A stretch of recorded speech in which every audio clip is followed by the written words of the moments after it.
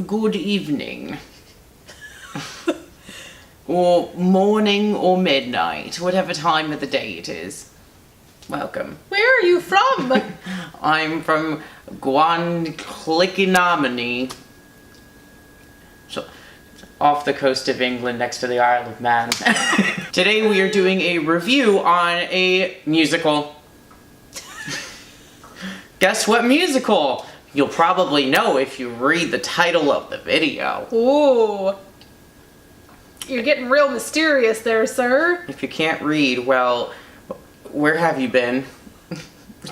Go talk to the Phoenicians. I don't know what to tell you. Today we're doing a musical review on Matilda.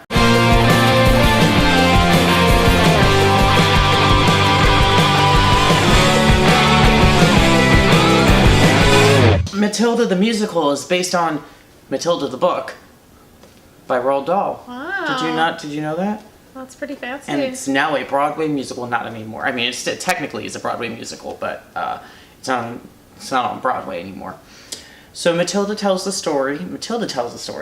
Yes. Matilda is the story of a little girl named Junipe.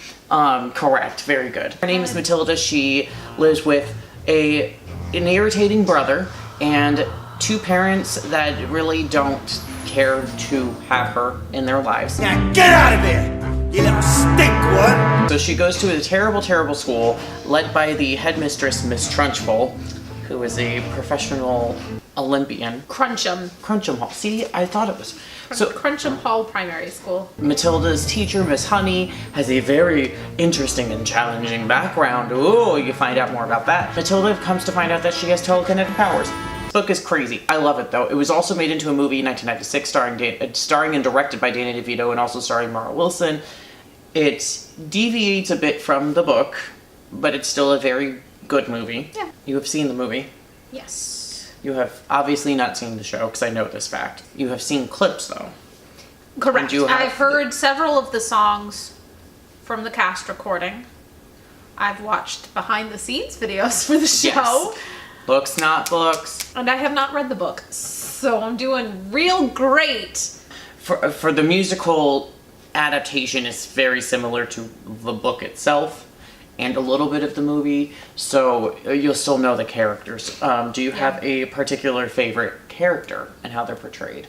I feel like there's a lot of Matilda. I end up comparing it to other things again because I'm not as familiar with it, but in like the opposite way you should compare things. Like if you're a teacher with a really tortured past, on a scale of Miss Honey to Snape, how do you handle it? Like, yeah. Or, you know, if you're being bullied on a scale of Matilda to Carrie, how do you handle your telekinetic powers? Like, it makes me ask questions like that. But as I'm not super familiar with the source material, I really don't have an answer.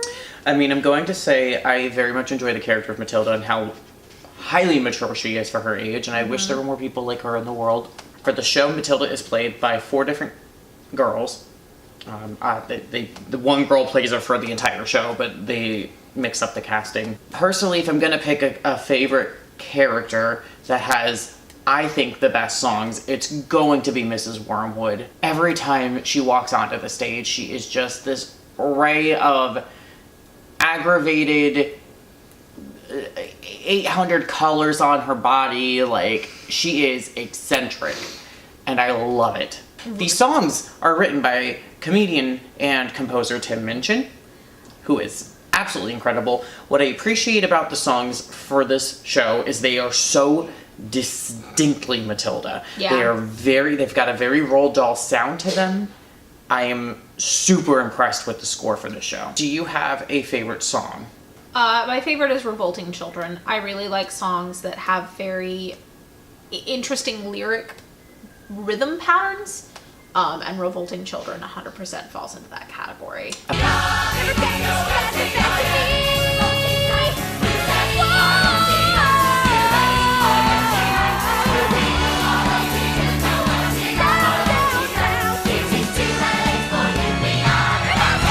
I'm gonna pick one that nobody else is ever going to pick. I'm going to pick the school song. And I know you've heard this because you were like, ooh, that's really clever, which is why I like it. So the entire song is like done, and then they do the entire song over again. because they talk about, like, my mommy said, I'm going to learn the alphabet. And you realize that each of the letters of the alphabet has been worked into the song at the beginning, and then they, like, punch it to show, like, these are the lessons that you have to learn while going to this school. And it's so good.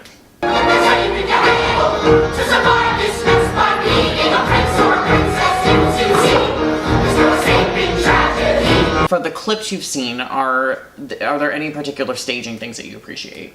They use scooters. They do use scooters. That's fun. I like the lighting. I feel like they put a lot of work into the lighting. They did. The lighting is very good. I've got. The set design, it's like the letters are everywhere, and I really like that. I like that, like, the fireplace says fire, or it says soot, and it said, like, everything is spelled out like it's almost like a giant Scrabble board, and that's something I haven't really seen with the set before.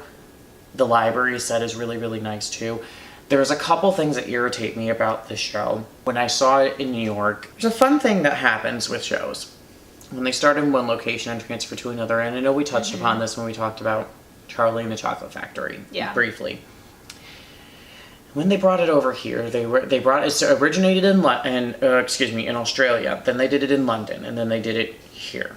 And it was adapted and changed several times, and there were things that worked and some things that didn't. And I think my favorite thing was walking out of the theater, there was an older British couple that was walking up behind us and said, these Americans have ruined yet another thing, and da-da-da-da-da, and went on this tangent about how, like, Americanized the show was. And there were some things that I was like, yes, I 100% agree with you, and some things that stayed consistent the same. One of the things that aggravated me, and I don't know how across the board this was with all the different adaptations, is at the end, the Chokey in the book and the Chokey in the movie is like this tight, gritty, gross closet type thing, which the one in the movie is like an Iron Maiden is what it is. Yeah.